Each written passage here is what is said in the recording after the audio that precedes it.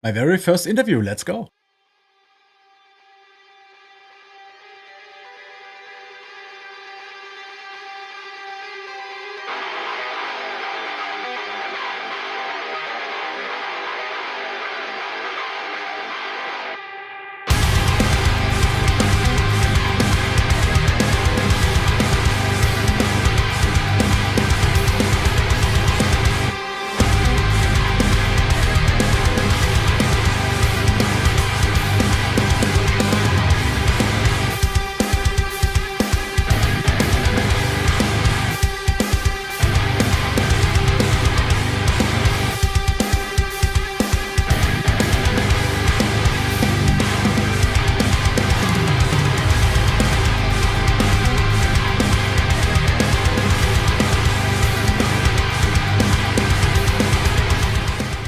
Hello everybody and welcome back to my channel. Today it's not time for another reaction. Today it's time for my very first interview on this channel.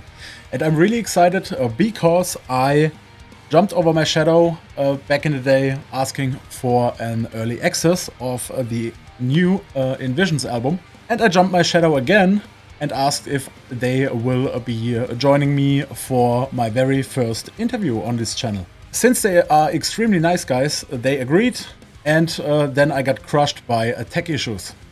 Because technically this is not the first interview, technically this is the second interview. Because the first interview got corrupted, the files got corrupted, and the audio lane containing the most important audio, the audio of Ben and Lucas, who joined me for the first interview, was basically completely trash. I tried to recover the audio lane for multiple hours. I think it took me 12 hours to try and do everything I can to save the audio. And basically this is what dropped out. I'm a little thrown off. I'm sorry, not fully awake yet. But I'm gonna start with kind of a basic and lame question. But I'm a huge addict to coffee. I'm basically not functioning without coffee. So the question is coffee or tea? What's it for you? Because since you're from the UK.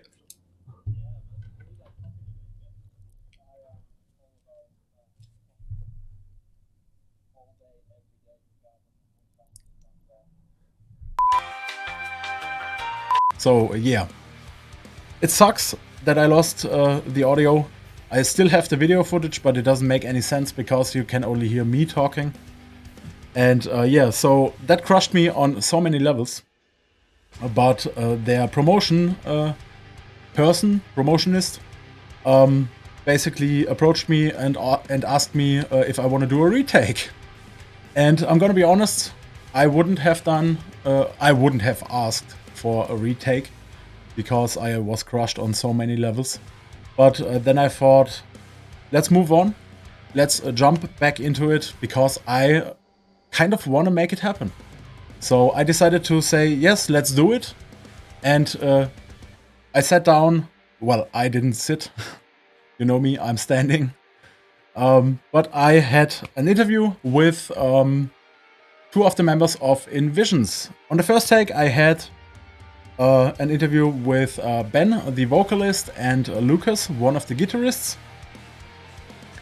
And the second take, which you will see now, is with Josh, the drummer, and Alex, the other guitarist.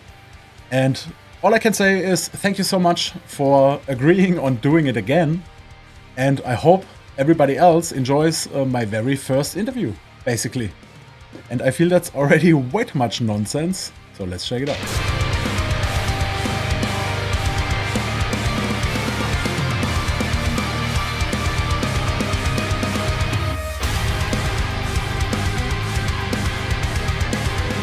I'm not a huge fan of, well, I'm kind of a fan of huge intros, but not on interviews. First of all, thank you very much for doing this with me again.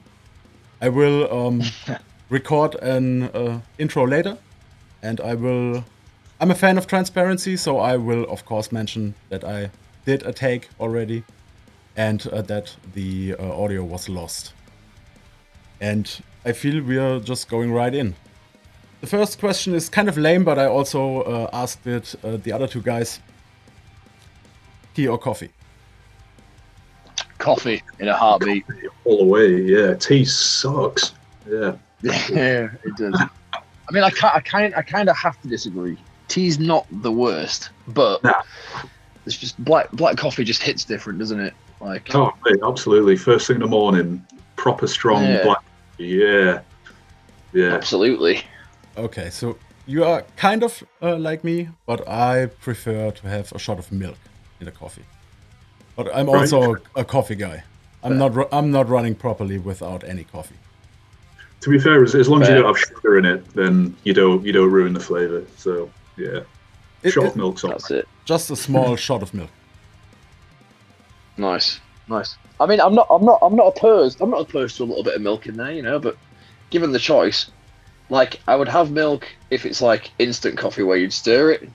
But if it's like fresh filter coffee, black all the way. You know, if it's like good coffee. Yeah. Yeah.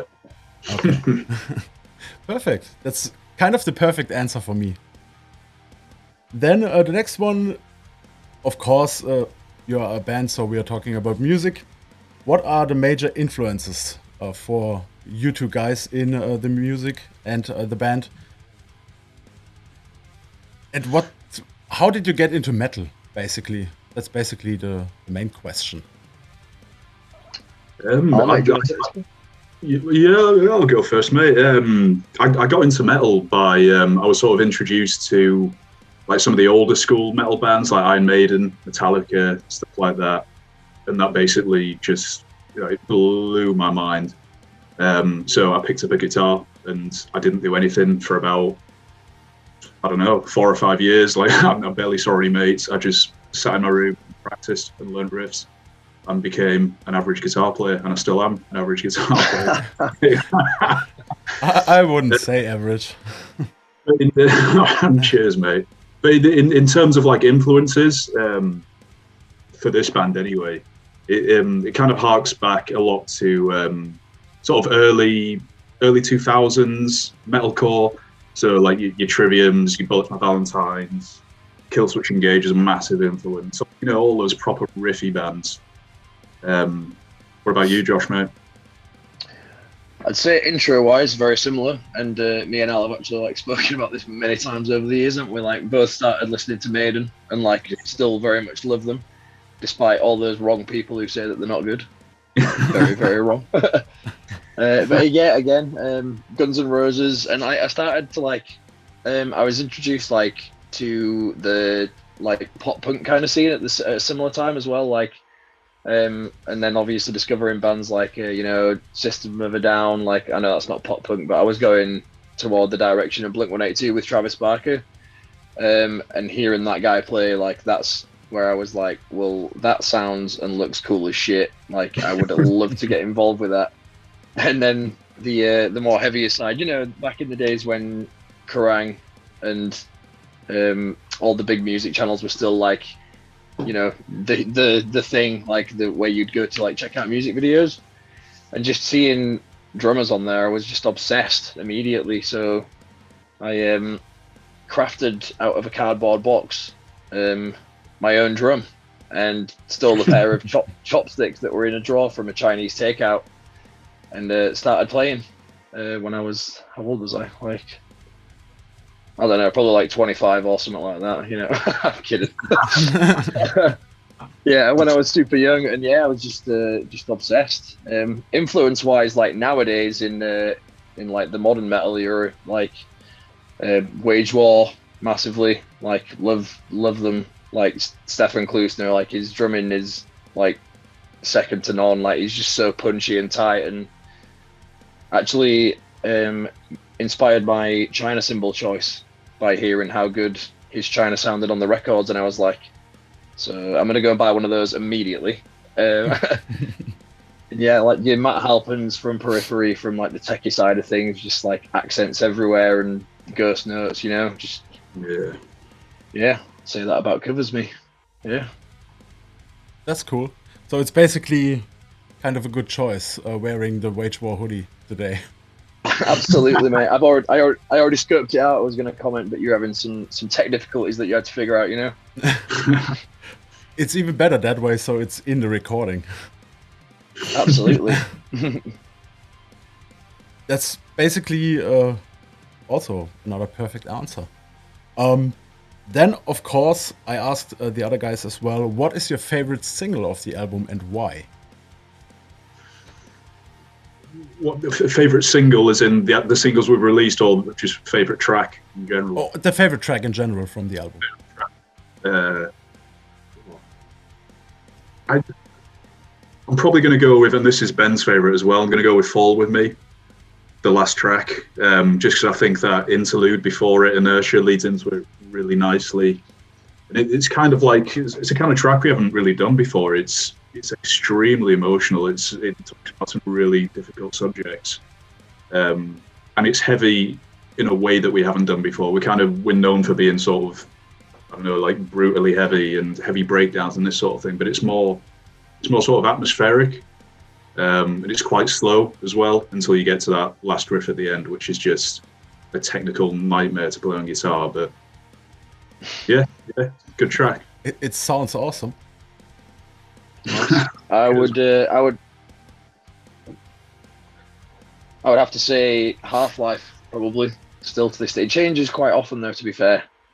But yeah, one that I always keep going back to that's not released is well, I'd say not released as a single. Sorry, is Half-Life. Yeah, just because it's got so many elements of like post-melodic, like kind of drumming, which is like where I started out, like hardcore kind of thing, you know. And yeah, the riffs in it are unreal. Like there's just heavy breakdown sections, like repeated patterns, but come back in slower and slower. And then slower again, and it's just yeah, it's progressive, but also like the coolest, yeah, non-progressive song on the album. Yeah, I love it. I think it's mint. No, it's a banger. Yeah, it's a banger, that one. Okay, what is your music on a daily basis? Are you also kind of like me, listening to metal as the major music, or are you going into any other genres as well? Ooh, I barely ever listen to metal, really. Like the only time that I really listen to music, like for say a couple of hours straight, is when I'm in the gym. And it's not often that I'll listen to metal there. I'll put on something ridiculous like. Well, one of my favorite bands is a band called Dirty Loops. They're sort of like a Swedish sort of jazz funk / pop band. I listen to them a lot. They're really good. And then I listen to loads of like guilty pleasures and pop songs. But yeah, not much metal at all for me. What about you, Josh? Yeah. Yeah, I do like to listen to metal. I listen to Wage War quite a lot, as mentioned, While She Sleeps, well up there. But I also dabble in bands like Holding Absence and Casey, and you know, like the more emo kind of like heartfelt stuff as well. But then the other side of me, like moving away from the heavier stuff, like I also love country music. I absolutely love country music. I love how it tells stories, and I love how clever some of them are. Like, don't get me wrong, like there's a lot of songs which are just mentioning the words beers, trucks, and all that too much, like, you know. But the ones which actually are written well and performed well, like they're a journey, and it wakes up the old inner emo in me. So yeah, we've all got an inner emo. And just quickly back to metal again. Obviously, Architects as well. I listen to Architects like a lot because they're just phenomenal. The end. I respect the country because I also enjoy country music, but more like because there's a kind of a difference in country music because there's a whole genre of commercial country and basically the real country, kind of. So I'm more into the real country. Also, I don't even know if it's a real thing, but I really like dark country. Because it's kind of the metal version of country. Oh, you mean like hillbilly metal kind of stuff. Kind of, yes. Kind of, yes. Yeah. So huge respect for the country, for sure. Also, Oh, nice. huge respect for not listening to metal as a metal musician, because I feel that's kind of a thing in the metal scene. A lot of artists go into all kinds of genres except the metal and create very awesome metal. So that's pretty cool. Very open-minded. You have to be, I feel, as a band, because you can't, in my opinion, you can't create cool new music without also looking at other genres. That's it. Like, you have to draw inspiration from loads of different places. If you're just going on, the past, say, 5 years of metal or new metal releases in recent years, then, you're just going to sound like everyone else. And that's not to say that, I mean, we are, I guess, fairly generic metalcore, but there are a lot of influences in there which aren't metal. There's a lot of hip hop influence. There's a lot of orchestral influence in there in the production in this record.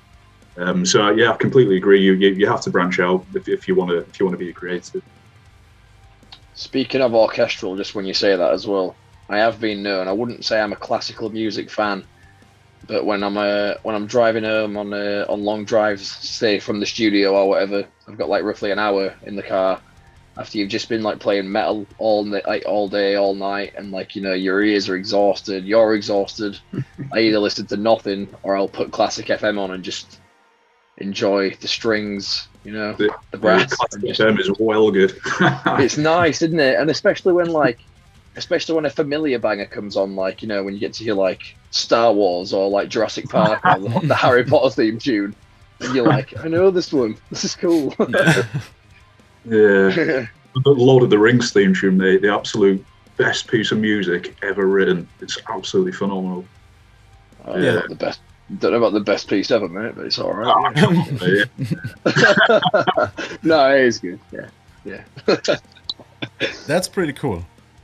I didn't expect any classic to be showing up. It's nice, man. It's just soothing, Like, especially after you've been like hammering metal all day long. Like, the last thing you want to do is get in the car and play more metal, because sure. It's a great genre of music, and but it's just very high energy, and after you've like given everything all day long, you kind of want to start like coming down and like chilling, like turn the heat on, classic FM, and fire away. Yeah, I can understand that. It's kind of it's the same with going to work, and then you don't want to go home and do more work. So I can absolutely fully understand that you don't want to blast metal in the car after blasting metal for hours in the studio. I can completely understand that. Yeah. The next thing is more video related, because I also watched every behind the scenes video you put out, and the other channel put out. I can't remember the name because it has been a while, but I'm addicted to stuff like that because I'm kind of a movie and video nerd. Because I don't want to see a movie only, I also want to know how specific things are done. So I'm a huge sucker for the behind the scenes. And I saw you were pretty involved in the video production. Also, you were kind of building set pieces. So the question is, how far are you involved in the videos? Are you doing the planning and everything that goes with it also? Or are you just showing up and helping out on the set? So the plan... Oh, go on, mate. Go ahead, Josh. No, absolutely, mate. Go on. You started first. Please, I insist. Fair enough. So yeah, in terms of like the planning and production for it, like we are like we've got a great team like that we work alongside, which is Life is Art. So basically, what we do is like how the whole process begins is like, right, we have this single. Here's like what the song's about. Here's the premise of it, like, and then like we will either, depending on like what we've brainstormed together, if we have a rough idea of the concept, we will take that concept to them and be like, because we've worked with them so many times and because like we've got such a good working relationship with them now, we can like ask them, and like we trust their judgment. Like, you know, we can ask them like, what do you guys see for this? Like before we would even like pitch our idea, we could say like, right, we want this element, this and this. What do you think would work good with that? Like, see what they come back with, and then we'll be like, actually no, like we had like this idea, but your thing sounds way cooler. So we do pitch ideas to them, but I would say equally we trust them just as much to come up with something probably a million times better, because you know it's what they do. They're fantastic like creators. Yeah, and in terms of like being hands-on on sets and things like that, the Deadlock shoot was that the first time? Oh no, actually on the Derp shoot as well, we had to hold the water thing, didn't we? The big tube, the big wacky waving arm flailing inflatable water tube. Yeah, that was horrible. But yeah, you know, so we do definitely get hands on with things, and the boards, you, Lucas, and Ben put that together, didn't you, and painted it and everything. Yeah, so the Deadlock shoot was the first time we've experimented with a set build, isn't it? Yeah. So me and Lucas went to this. It's kind of like, I think it's like a drama studio that was selling off like old pieces of wood that they'd previously used for a different set in whatever they were filming. So we hauled them down about 6 flights of stairs, and it was horrible because it was so heavy. And then we got them back to York, our hometown, and we basically just drilled loads and loads of holes in them, painted them black, and then we drove them down to where was it that we shot the video? I can't remember where it was. Down south. Bedford. Yeah, Bedford. Yeah, drove it down there, put it all together, and as you can see from the video, it looks awesome. It does, definitely. It's probably my cool. favorite I think video. the whole. Sorry. Oh, nice. Appreciate it. No, you're fine, dude. No, I appreciate that. Thank you. It is very cool. It's the first time that we've experimented with the snow as well, like fake snow. Yeah. Which was a very, very fun time, but very slippy. Like. It's interesting. Yeah. Yeah. Absolutely. I was actually allergic to that fake snow, so I was just walking around like coughing and sneezing. It was. Oh no. Oh no. Sad. Okay, so it was fake snow. I thought it was foam. Because it kind of looked like foam. So it's essentially like what, I can't remember the actual name of the liquid now. It has like a soap kind of thing in there. So as you can see in the video, like you can see it mainly on Ben, like as his takes go on, it like builds up on his face. Yes. And you just want to like scratch it off, you know, like it did have like some kind of washing up liquidy kind of vibe to it, didn't it? Like, is that what it was that was in there? I'm not too sure, to be honest, but it was essentially foam. It was basically a foam party, wasn't it? Yeah, but we didn't want it to look like a foam party, so like we would in between takes in like the set build, like we would go in there with like shovels and brushes and pull it all out, because it comes a point where it like stops looking like actual snow and it does just look like a foam party, and people are going to be like, this is the worst Eskimo callboy band I've ever seen. They're doing it so wrong. Yeah. Okay, that's awesome. It looks awesome, and I think it's my favorite video by InVisions so far. Oh, cheers, man. I really like. Thank you. I really like the idea of the wood planks with the holes, with the lights coming through. So that's. I think that was Lucas's idea, wasn't it? It was, yeah. Yeah, and I think he took inspiration from that from Korn, the Korn Freak on a Leash video. Sure. You know, like where the bullet. Have you seen that music video before? Yes. Yeah. Classic. You know, I thought so, but like just better to check. Yeah, so the bullet travels through everything, and like there's like in that video they've done the same thing with the light shining through all the bullet holes. And Lucas was like, why don't we do that? But like, so like you guys got a jigsaw, didn't you? And like cut like loads of random little shapes into it. So it wasn't just holes, like there were like slits and all kinds of weird, you know, patterns in there. And it just worked really well, didn't it? With like the the dry ice and the fake snow. Yeah, Looks really cool. In my opinion, it 100% worked. It looks amazing. Nice. Thank you, man. I'm a huge fan. Who could tell? You already kind of answered a question I wrote down, and the question would be if it's called dope or DVPE. But you already said it's dope.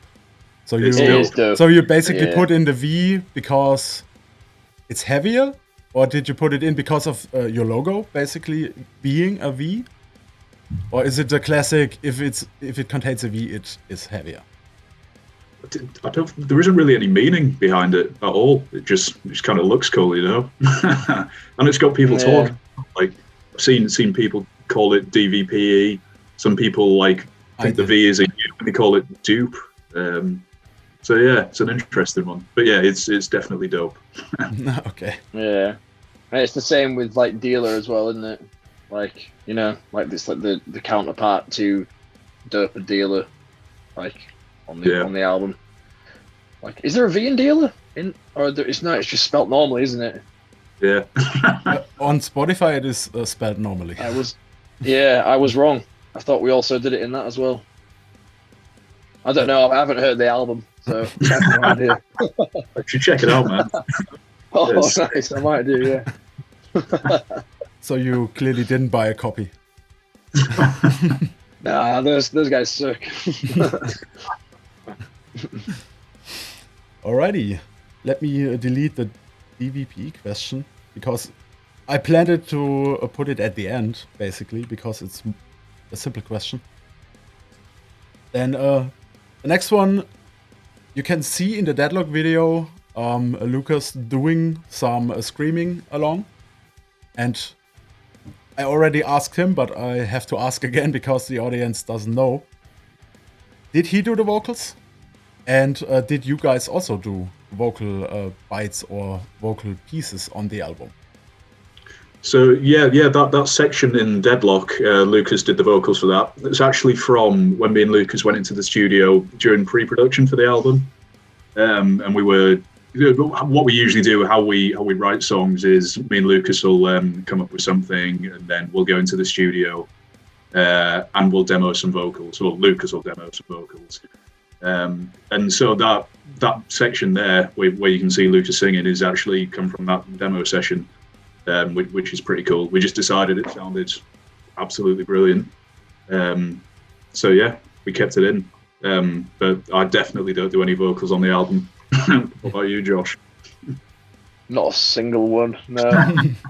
No, I think it's better for everybody that way, you know. yeah, we'll stay out of that. Yeah. Okay, so it basically happened randomly. You didn't plan it at all. Well, I mean, Lucas always tracks vocally, because he's massively involved in the whole writing process lyrically. Like, is Lucas, he is the key lyrical writer of the band, So whenever he wants to create a melody, the way he works is he will get the melody rhythm-wise in his head, in the notes that he wants to hear, and then put words to those, to the music. So he will always track something and be either this sounds really bad or this sounds really good. So cool. So he'll always track something and then send that to Ben as reference. And be this is where you're gonna have it's gonna go up in pitch here. This needs to be a low scream. This is gonna be a cool harmony, and So he's always experimenting with that kind of thing. And like Al said, it was just a very good sounding take, and it just sounded so raw and emotional. And the line and the lyrical content of what he's saying there, about this being the thing which gets us to the next level. It was just so emotive and heartfelt that he decided it's why try and fix something that's not broken. So that was one of the things that we discussed quite a few times during the sort of vocal demo process, was that we wanted these sorts of lines to be emotional. So the thing that you say is, can you act out this line, basically? you want to be able to feel that, you know, this person is struggling during this line, or this person is angry during this line, that sort of thing, which isn't something we've done before. We've usually just gone, right, here's a low scream, here's a high scream, and, you know, make it sound awesome. But yeah, this time around, we definitely wanted it to be really emotive, and that line is a perfect example of it. And Lucas smashed it. He did. On the first listen, I didn't even notice that it is not Ben doing the vocal, but after seeing the video again, I noticed the camera moving onto him, and he was screaming along. So I thought, could be him, but you never know. So I thought I put it on the list of questions. But that's cool. That's really, really cool. The next thing, because I also watched all your guitar and drum playthroughs, because it was my way of getting the instrumental versions. Basically, I need to know, will there be an instrumental version as well of the album? There absolutely will. Yeah. That's definitely in the plan. So that'll be coming out at some point this year. And we want to release sort of guitar tab books, notation to go along with it. It's basically because we feel this time around the music, the riffs, the production really stands up for itself. You can listen to it and enjoy it just as much without the vocals there. The vocals obviously, you know, take it to a completely different level, but just the music by itself it takes you on a journey. And so, yeah, we decided for the first time that we are going to release an instrumental album. And there'll be more playthroughs and that sort of thing to come as well. Which in itself, like, being able to say, like, we feel comfortable enough that this album is good enough to just be released as an instrumental is a flex in itself. Like, so, yeah. But it's like you said there, man. It's very, the musical is very standalone, isn't it? Like with the, like just with like how progressive it is, like how the songs differ from each other so much, and you know, it's a lot more technical than anything we've ever done prior. You know, like, you know, our older works. So yeah, no, we have discussed instrumental versions for sure, and even like some live, like actual studio playthroughs as well have been mentioned. So that's still something that we're, you know, deciding and talking about. I really enjoy instrumental versions. I usually hope that a band releases the instrumental version as well. So I'm already happy because I will. Nice. I see myself listening to it over and over again, just like I did with the album. I stopped counting the amount of times I have listened to the album. The whole village, the whole village should know the album by now, for sure, because I'm Nice. blasting it whenever I can out of the car. I mean, the same to me. Like to hear, mate. How long have we sat on this album before releasing it? It was about a year. About 55,000 years, mate. What it felt like, yeah. So yeah, you're not the only one who's listened to it like 1,000 times. So. Well, you had to basically to produce it. Yeah. I'm just listening to it to enjoy it, basically, or to annoy people. So. That's the thing though as well. Like we did listen to it a lot, obviously, like in, you know, like pre-production stages, all this kind of, like, you know, when everything was just an idea. But then even when things were finished, like it was like, right, it's like you get the mixed and mastered versions of tracks through as MP4 files, and you're like saving down low and having to, like, you know, go the long way instead of just opening Spotify because, you know, it's not released yet. Go the long route and like still do that every single time. And then when we had like 3, 4, 5 tracks, the more that like the more that were like finished, mixed and mastered, like, you know, done, ready to go, it like became very apparent and very real that like this is going to be a very, very good album. And, you know, like that whole excitement of listening to it and like revisit it over and over again. For me anyway, Al, I don't know about you, like when upon release kind of came back, and then like just as much as like having a physical copy of like the album, you know, just to be able to play in the car, I'm just like, I still like, and it's to most of the people, like, it just makes you seem like a dickhead because you're blasting your own music. But it's just you're proud of it, aren't you? Like, I just turn it right up and like just enjoy. It's good. Like, I think this is the most confident we've ever been with a release. Like I said earlier, we were sat on most of these songs at least in demo form for about a year, if not a bit longer. Not once did we ever get bored of listening to them. Even just the raw demos, we'd play them over and over again. And then, like Geoff said, when the mixes start coming through, you play them over and over again, and literally listen to it probably about 1,000 times. And we still weren't bored. We were still enjoying these songs. And we were still really excited to get it out there and for people to hear it. So we kind of knew at that stage that, well, we didn't know, but we were hopeful other people would experience it in the same way. And from the reaction that we've seen so far online, like, it looks like people are really connecting with it, which is exactly what we wanted.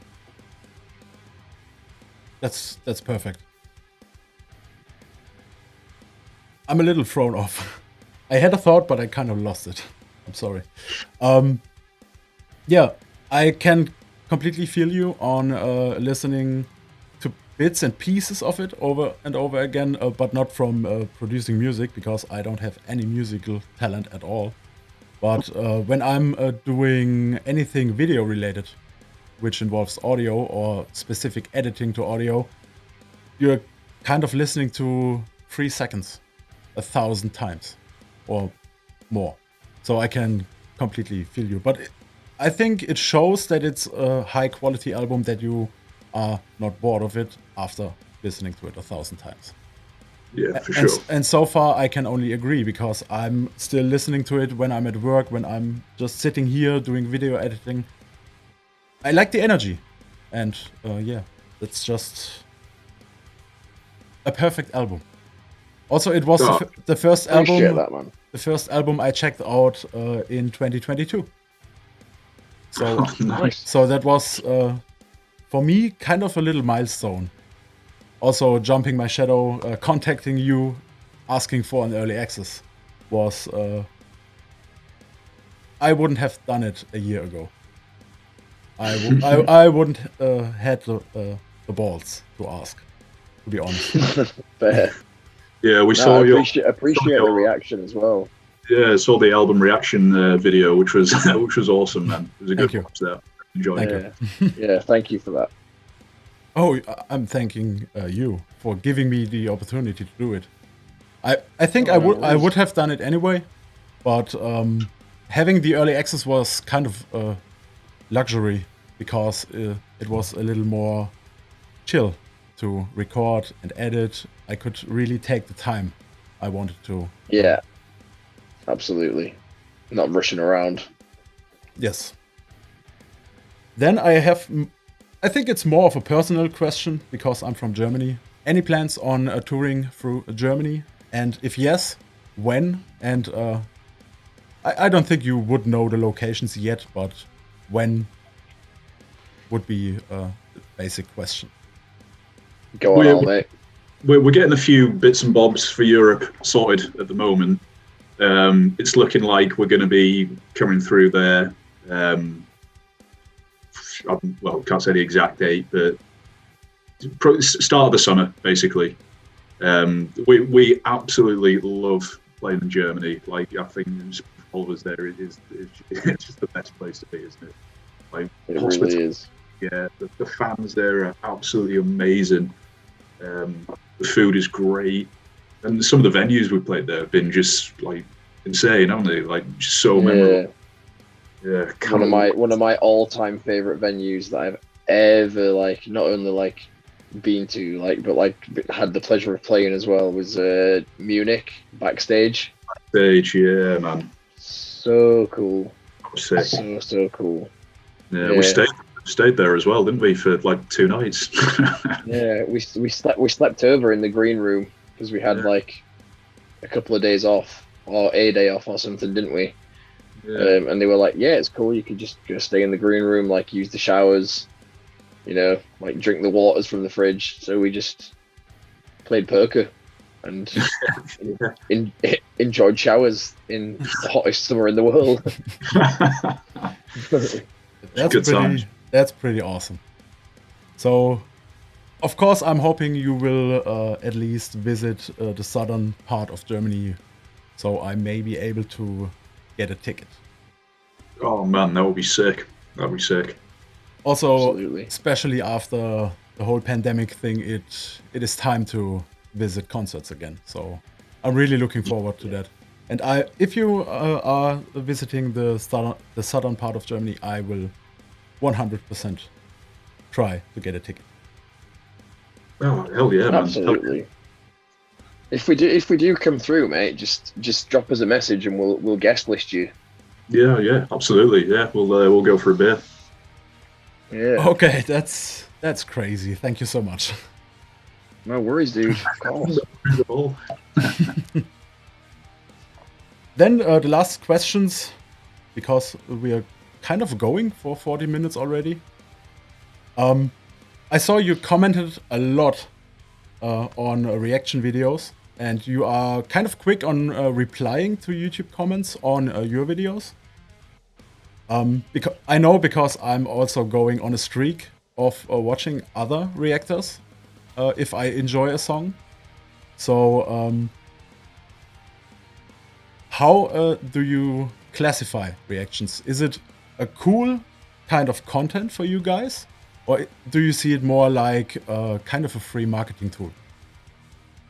It's just a very good engagement. It's good to engage with like the people who are essentially making, it possible for us to do what we do, and like, giving what we do a purpose. Because at the end of the day, if like it's all well and good, like, yeah, you could love metal, you could want to do it, but like if no one's listening to it and no one gives a shit, no one, shows love, no one does reaction videos, nobody comments, nobody likes it, nobody shares it, I'm not saying social media is everything, because it's absolutely not, but it is. It like the way things are now is like that is a massive tool to be able to like interact, engage, like give information, and figure out like which songs, like, I'm going off on a tangent now, like, but it shows so much, and it's just good to like have conversations with people who are like-minded, and to like not necessarily just thank them, but just like show that they are appreciated, and they're not just another number of someone commenting. Like, genuinely, everybody who supports this band, we are massively grateful. So the absolute least that you could do is give them the respect that's due, is how I see it. No, that's it. Yeah, we do that across all social media, don't we? It's if there's a comment, there's always a reply. You do see a hell of a lot of bands, obviously the really massive bands, but a lot of bands around our sort of size as well. They'll they won't respond to fans in the comments and that sort of thing, which is fine. But I just think exactly like Josh just said there, like we appreciate absolutely everyone that interacts with us. They've given us the opportunities that we've been able to take so far, and yeah, the least we can do is engage. Yes. For me, it kind of blew my mind, because you were not the first band to comment below my videos, given the fact I have, compared to bigger channels, I have a pretty small reaction channel. So it blows my mind every time, because it's kind of a respect thing. You don't care about the size of a channel, you just appreciate that the channel did the content. And that blows my mind every time. Every time I'm getting a comment from a band, it's just mind-blowing to me, still, up to this day. It blows my mind more when it's the smaller reaction channels, because like often the really massive reaction channels that are doing, all the biggest singles that are dropping that week and that sort of thing, things like that are often pre-arranged by management on both sides, whereas guys like you or other people with slightly smaller channels, they're doing it out of passion and because they genuinely want to give something back to the music industry, and because they like this band or they want other people to hear it. So it's it's definitely way more interesting to see. I really appreciate it, for sure. Definitely. So do we, man. Like it's good. It's like you said. It's not just another outlet. Like it's good. Like like just it's not this guy shared or like did a reaction video or something like that. Like it is obviously a good outlet, but we don't look at it and think, oh, cool, more publicity. It's genuinely interesting, especially with album reactions or even single reactions, how someone perceives different parts of the song. Because we said been sat on this album for so long, you want to, especially if someone's doing a reaction take for the very first time hearing it. Like obviously, us watching you, for example, do your reaction channel. We know every single hit point in every single song. We know every single part in like every single chorus, which we love. And like being able to see someone like not only like on video, but like hear them and like see how you actually react to that, like it's interesting for us because there's different parts in all the songs which we think are phenomenal, and then seeing someone else like experience that, it kind of makes you jealous. Like it kind of makes you wish that that you haven't already heard it. So, yeah, it is. So thank you, man. It's appreciated. I also really appreciate it. Especially because I'm really doing first take reactions. I'm recording them in first take. That's why you will probably never see me react to Annihilist, because I already knew the song. And I still hate myself for checking it out and not recording it, because from the intro to the end of the song, I was completely blown away, because I really love everything about it. Cheers, dude. So I asked the other guys as well, are you only looking for reactions to your music, or are you also kind of a regular viewer of reaction content? Do you also watch reaction to other songs or movies, trailers? There are a ton of different reaction channels. I tend to watch reaction videos for some songs that I've already heard, where there's some sort of ridiculous part in it. For example, that what was that Lorna Shore song? To the Hellfire. To the Hellfire. That's the one. Like I've watched so many reactions of that because why would you not? It's insane. But yeah, stuff like that, but not generally. Yeah, I'm the same. Honestly, I do check out like reactions if there is something ridiculous. So like a lot of the reaction ones that I have personally watched recently are to the Chris Turner project. The Ocean's 8 Alaska drummer. I've been watching some reactions to that just because I'm just mind blown. Been the drum teacher one. Yes. Yeah. That, innit? Phenomenal. Yeah. Yeah. Very good, mate. Yeah. But as far as movie reactions go, I don't think I've ever seen a movie reaction ever. Like, I watch trailers, but I know it's not the same. But I think that I don't know. I think if you've seen a movie, obviously like you either know what it's going to be or whatever. But like the whole premise of it just seems like too long, to see someone's reaction, I guess. But I read reviews on movies sometimes. But yeah.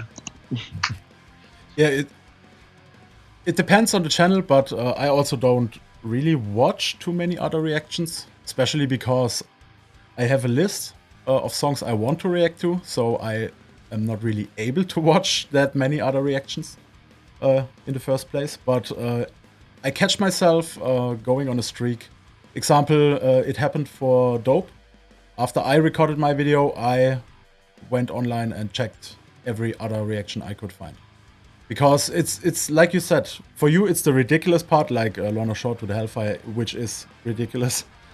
But I really enjoyed the song, and I wanted to see what the other people are thinking of the song. So it happens on my end from time to time as well.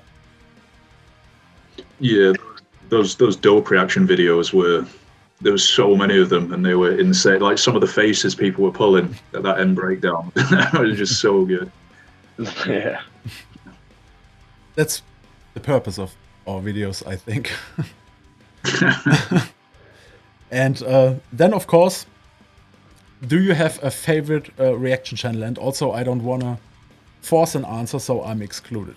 My channel is excluded as an answer option. Well, like I said, I don't really watch any religiously. But I guess I've seen quite a lot of Nick Nocturnal stuff on Twitch, which is quite cool. He sometimes has some guests in there. Like he had the guitarist from Of Mice and Men in there whilst they were listening to Dope, I think it was. I think he had Dope on that stream. So yeah, I'd probably go for Nick Nocturnal. Nice. I'd say 2 different channels, and probably the 2 channels that I watch the most. Again, I don't watch loads, but the 2 that I probably do the most would be Wyatt Stav. He does a lot of reactions with his girlfriend Lindsay, and that's mainly out of how much of an incredible drummer he also is, because I follow him I subscribe to him on YouTube. So yeah, he's definitely up there, and then Nathan Johnny as well. Oh, yeah, the breakdown. The breakdown. The Australians. Nathan Johnny, the Australian metalheads. That's the one. Yeah. Because not only do they give very good, accurate, and honest reviews, but they're also funny as hell. And it just feels very real,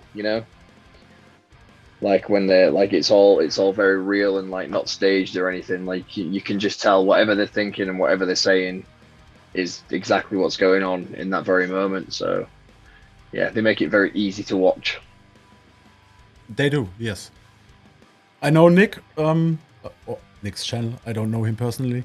I was kind of thinking you would say Wyatt, because he's a drummer as well. So yeah, I watched a couple of his videos as well. And yeah, that's basically all questions I got. To end this off, I did it last time as well. Do you want to ask me a question? Can be any question, no limits. So I have 2 questions for you. Okay. So, do you prefer Wage War's new stuff, or do you prefer the days of Blueprints, that kind of era? Ooh. The latest album is my favorite by Wage War, for sure, because it's the escalation level in a couple of songs is just out of this world. Because a song starts kind of generic, and at the end it's what just happened. And I really how did we go from here to here? I agree. Yes, completely nuts. And I enjoy all of their music, so I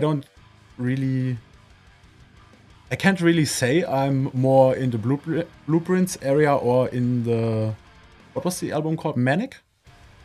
Yeah. Or in the Manic area. But for now, it's the latest album, for sure. From start to finish. Nice. Yeah, it is fantastic. Yeah. And the second question was, when you say you're in southern Germany, where exactly are you? I'm between Stuttgart and Karlsruhe. Basically, exactly in the middle. So, whenever you come to Karlsruhe or Stuttgart, I will have the opportunity to go there, basically. Nice. Where in Karlsruhe did you play? What venue? Al, you're good with remembering venues, mate. Do you remember? I can't remember the name of it. Which Karlsruhe? I can't remember the name of the venue. I remember the show, but I can't remember the name of the venue. I know 2 venues there. One is called the Substage, and the other one is called the Stadtmitte, or the city center. I'm not too sure. They don't ring any bells. It was kind of like a leisure centre, wasn't it? There was a climbing wall, was like a gym up the stairs, and then to the right you had the music venue. And I think there was a different room, wasn't there? Like another hall. Yeah, and we played football in that extra hall, in the hall next to the stage. Before we went on, yeah. Yeah, that was we played that show with Crystal Lake. Ooh, nice. It was fucking awesome. And it was like Al said, it was like a gymnasium, and they, like, all the kids were like down on like the floor part, but also on that floor part where they all were stood, like in front of the stage, there was like a basketball hoop. So we were all like shooting before everyone got there, and it was cool. Went upstairs to the gym and had a good time. That's cool. I don't think it's either of the venues I named. Could be, maybe it doesn't exist anymore. I don't know. And yeah. Do you also have a question for me? A question. If you had one superpower, what would it be? If I can choose any superpower? Yeah. Ooh. And would you use it for good or evil? I never really thought about that, to be honest. Also, in video games, I'm usually the villain, if possible. In real life, most people wouldn't agree in real life, but in video games or movies, I really enjoy the villains. Man, I don't even know.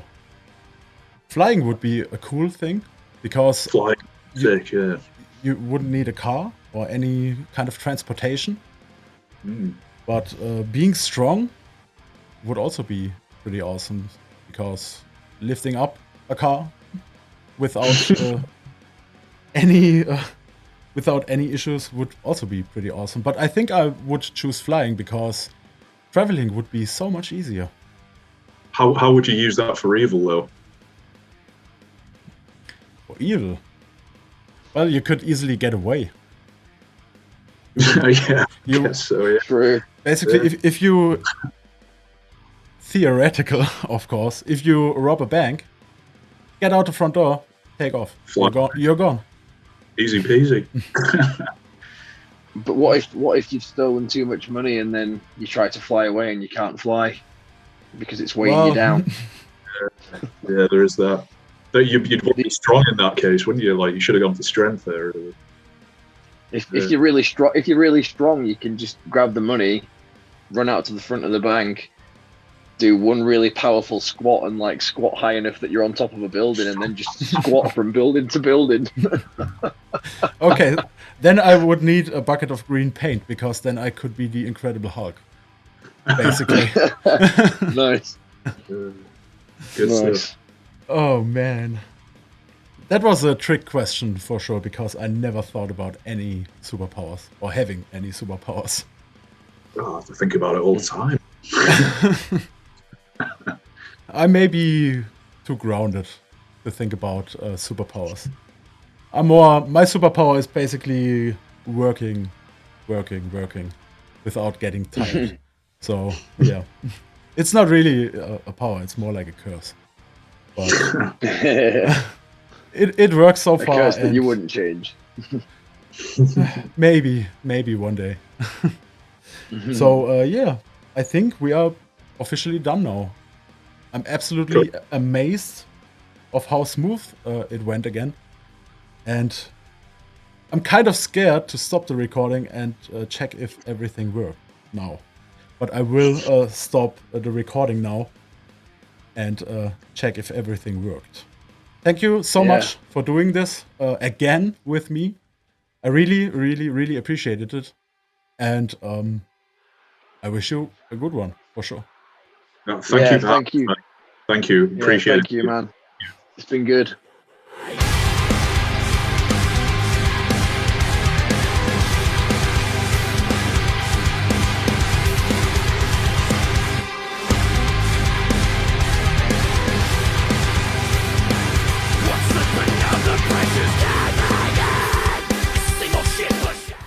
I'm sorry. It's all good, dude. I apologize. I'm not a professional. Something's happened in the fluctuations you did.